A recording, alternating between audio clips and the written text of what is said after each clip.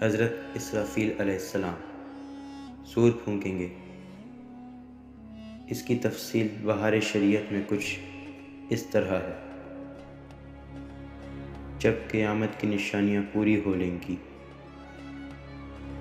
اور مسلمانوں کی بغلوں کے نیچے سے وہ خوشبودار ہوا گزر لے گی جس سے تمام مسلمانوں کی وفات ہو جائے گی، اس کے بعد پھر 40 برس کا زمانہ ایسے گزرے گا کہ اس میں کسی کے اولاد نہ ہوگی، یعنی 40 برس سے کم عمر کا کوئی نہ رہے گا،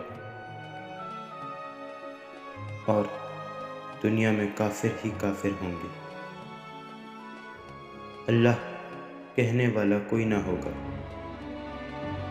کوئی اپنی دیوار لیستا ہوگا، کوئی کھانا کھاتا ہوگا، عرض لوگ اپنے اپنے کاموں میں مشغول ہوں گے کہ دفعتاً حضرت اسرافیل علیہ السلام کو سور پھونکنے کا حکم ہوگا۔ شروع اس کی آواز بہت باریک ہوگی اور رفتہ رفتہ بہت بلند ہو جائے گی۔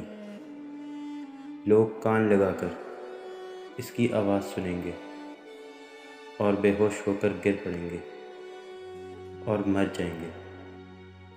آسمان، زمین، پہاڑ، یہاں تک کہ سور اور حضرت اسرافیل علیہ السلام اور تمام ملائکہ فنا ہو جائیں گے۔ اس وقت سوا اس واحد حقیقی کے چہرے کے کوئی نہ ہوگا۔ وہ فرمائے گا: آج کس کی بادشاہی ہے؟ کہاں ہیں جبارین؟